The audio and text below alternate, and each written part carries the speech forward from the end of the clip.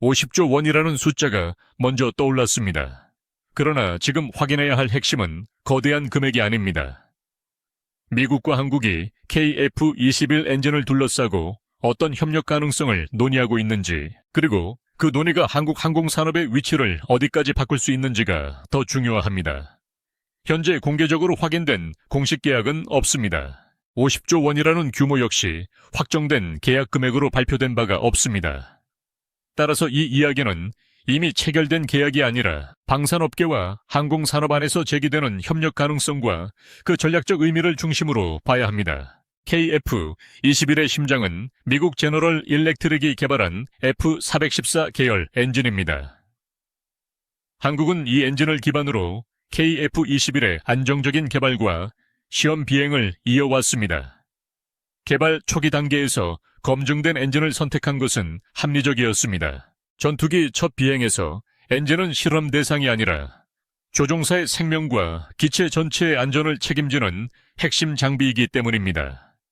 F414는 이미 여러 항공기에서 운용 경험을 쌓은 엔진이었고, 한국 기술진은 이를 통해 기체 형상과 비행 제어, 센서 무장 통합에 더 집중할 수 있었습니다. 하지만 검증된 엔진을 사용한다는 것과 엔진을 완전히 통제한다는 것은 전혀 다른 문제입니다. 전투기의 성능을 높이고 수출형 모델을 만들며 새로운 작전 요구를 반영하려면 엔진의 성능 자료와 정비 데이터 개량 권한 부품 공급 구조가 모두 연결됩니다. 기체를 독자적으로 설계하더라도 심장을 외부 기술에 의존한다면 최종 결정권에는 한계가 남습니다.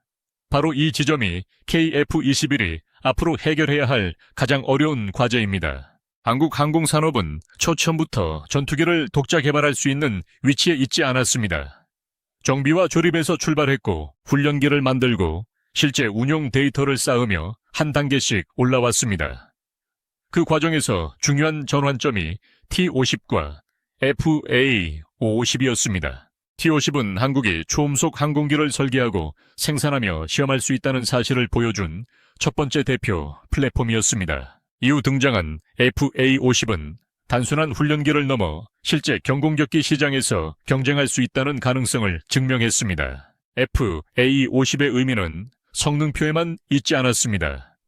해외 고객에게 약속한 일정에 맞춰 기체를 생산하고 인도하며 조종사 훈련과 정비 지원까지 이어가는 능력을 보여주었습니다. 전투기 시장에서 신뢰는 최고 속도나 무장 탑재량만으로 만들어지지 않습니다. 계약 이후에도 부품을 안정적으로 공급하고 정비사가 매뉴얼을 이해해야 하며 문제가 발생했을 때 제작사가 끝까지 책임져야 신뢰가 쌓입니다. 한국은 FA-50을 통해 이 과정을 경험했고 그 축적이 KF-21 개발의 기반이 되었습니다. KF-21은 처음부터 완전한 5세대 전투기를 단번에 만들겠다는 방식으로 추진된 사업이 아니었습니다. 먼저 실제로 날 수 있는 기체를 만들고 시험 비행을 통해 데이터를 확보하고 이후 센서와 무장을 통합하며 단계적으로 성능을 높이는 현실적인 전략을 선택했습니다. 이 방식은 겉으로 보면 조심스러워 보일 수 있습니다. 그러나 항공산업에서 가장 중요한 것은 종이 위의 계획이 아니라 실제 기체를 하늘에 올리고 문제를 확인하고 수정하고 다시 비행시키는 능력입니다.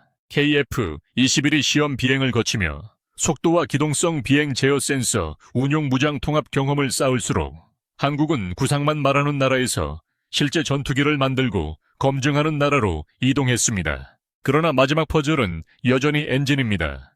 미국과의 협력이 단순한 완제품 구매를 넘어 공동 생산과 시험, 일부 설계 참여로 확대된다면 한국의 위치는 크게 달라질 수 있습니다.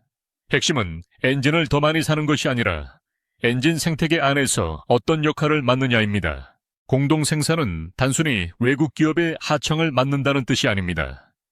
일정한 품질로 부품을 반복 생산하고 결함이 발생했을 때 원인을 추적하며 생산 공정과 시험 결과를 다음 계량에 반영하는 능력을 갖춘다는 의미입니다. 터빈 부품 하나를 만들더라도 소재의 성분과 가공 오차 표면 상태, 코팅 품질 고온 시험 결과가 모두 연결됩니다. 이러한 경험은 완성된 설계도를 받아보는 것만으로는 얻을 수는 없습니다. 실제로 만들고 시험하고 실패한 기록이 쌓여야 기술이 산업 안에 남습니다. 항공 엔진에서 가장 값진 자산은 단순한 도면이 아닙니다. 어느 온도에서 부품의 강도가 떨어지는지, 어느 회전 영역에서 진동이 커지는지, 몇 시간 운용 뒤 미세 균열이 시작되는지, 어떤 정비 주기에서 부품을 교체해야 하는지에 대한 데이터가 더 중요합니다. 이 데이터는 돈으로 한 번에 살 수 없습니다. 수천 번의 시험과 반복 생산, 실제 운영 부대의 정비 기록이 쌓여야 얻을 수 있습니다. 엔진 강국과 단순 조립국의 차이는 바로 이 산업적 기억에 있습니다. 그렇다고 미국이 핵심 기술을 모두 공개할 가능성이 높다는 뜻은 아닙니다. 전투기 엔진은 국가가 가장 엄격하게 보호하는 기술 가운데 하나입니다.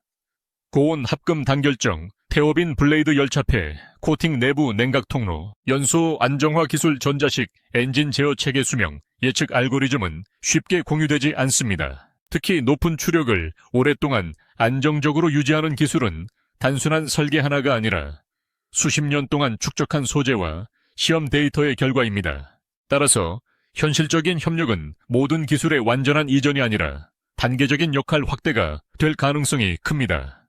한국 기업이 일부 부품 생산을 맡고 품질 관리와 시험 과정에 참여하며 정비와 개량 데이터를 더 깊이 축적하는 방식입니다.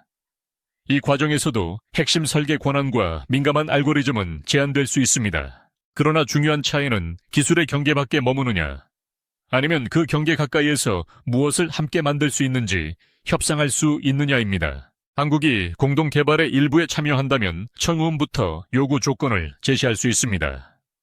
KF-21의 다음 개량형에 필요한 추력이 어느 정도인지, 연료 소모를 얼마나 줄여야 하는지, 정비 시간을 어떻게 단축할지, 무인 전투기와 연계하려면 어떤 제어 특성이 필요한지 설계 초기부터 의견을 낼 수 있습니다. 이미 완성된 엔진을 선택하는 것과 앞으로 만들어질 엔진의 방향을 함께 논의하는 것은 산업적 의미가 전혀 다릅니다. 이 변화는 KF-21 한 기종에만 영향을 주지 않습니다.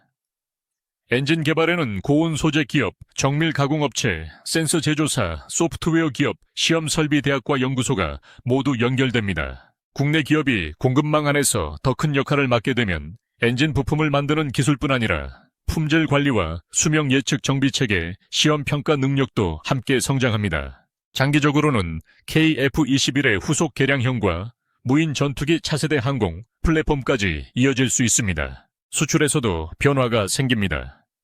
KF-21의 해외 경쟁력은 가격과 성능 생산 속도에만 달려있지 않습니다. 고객국은 장기적인 부품 공급과 정비 지원 성능, 개량 가능성, 무장 통합 범위를 함께 봅니다. 한국이 엔진 공급망과 정비 데이터에서 더 큰 권한을 확보한다면 수출 협상에서 더 유연한 조건을 제시할 수 있습니다.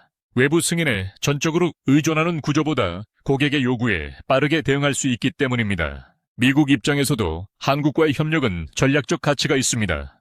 미국은 세계 최고 수준의 항공 엔진 기술을 보유하고 있지만 생산 능력과 공급망 안정성, 동맹국의 역할 확대라는 과제를 동시에 안고 있습니다. 한국은 FA-50과 KF-21을 통해 빠른 생산 능력과 품질 관리, 실제 수출 경험을 보여주었습니다. 미국이 모든 기술을 넘기지 않으면서도 신뢰할 수 있는 생산 파트너를 확대하려 한다면 한국은 충분히 검토할 수 있는 대상입니다. 중국은 이러한 움직임을 경쟁의 관점에서 볼 가능성이 큽니다.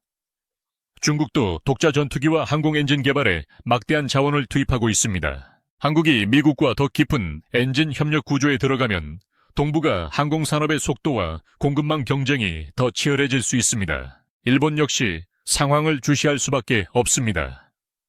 일본은 영국과 이탈리아와 함께 차세대 전투기 개발을 추진하고 있고 한국은 KF-21이라는 실제 플랫폼을 중심으로 단계적으로 기술을 축적하고 있습니다. 엔진 협력이 확대된다면 두 나라의 항공산업 전략은 더 직접적으로 비교될 것입니다. 유럽 업체들도 영향을 받을 수 있습니다. 라팔과 유로파이터를 중심으로 구축된 기존 시장에서 한국은 가격과 납기 운용비, 기술 협력 조건을 앞세워 새로운 경쟁자로 등장했습니다. 여기에 엔진 정비와 개량 능력까지 강화된다면 중동과 동남아시아, 동유럽 시장에서 한국의 협상력은 더 커질 수 있습니다. 다만 이러한 변화는 아직 확정된 결과가 아닙니다. 협력 범위와 비용 분담 지식, 재산권 생산 물량, 수출 승인 데이터 접근권은 모두 복잡한 협상 대상입니다. 결국 50조 원이라는 숫자는 관심을 끄는 상징에 가깝습니다. 진짜 가치는 계약 금액이 지나간 뒤 무엇이 남느냐에 있습니다. 생산 경험이 남는가? 시험 데이터가 남는가? 설계 과정에서 발언권을 확보하는가? 수출과 정비에서 더 넓은 자율성을 얻는가? 그리고 한국이 기술을 구매하는 나라에서 기술의 방향을 함께 결정하는 나라로 이동하는가? 이것이 KF-21 엔진 협력 가능성을 바라봐야 하는 핵심 기준입니다. 아직 미국과 한국이 50조 원 규모의 KF-21 엔진 계약을 체결했다는 공식 발표는 없습니다. 따라서 확인되지 않은 전망을 확정된 사실처럼 말해서는 안 됩니다. 그러나 이런 논의 자체가 주목받는 이유는 분명합니다. T-50과 FA-50에서 시작된 축적이 KF-21로 이어졌고 이제 한국은 전투기의 기체를 넘어 심장에 해당하는 엔진 기술의 문 앞까지 다가왔습니다. 앞으로의 성패는 얼마나 많은 기술을 한 번에 받느냐가 아니라 어떤 부품을 직접 만들고 어떤 데이터를 축적하며 어떤 설계 과정에 참여하느냐에 달려 있습니다. KF-21이 보여주는 진짜 변화는 전투기 한 대의 성능이 아닙니다. 한국이 항공기술을 받아들이는 위치에서 항공기술의 기준을 함께 만드는 위치로 이동할 수 있는가에 대한 시험입니다. 계약이 제한적인 협력으로 끝날 수도 있고 공동 생산과 차세대 엔진 논의로 확대될 수도 있습니다. 결과는 아직 정해지지 않았습니다. 그러나 한 가지는 분명합니다. KF-21은 이미 한국 항공산업을 이전과 다른 질문 앞에 세웠습니다.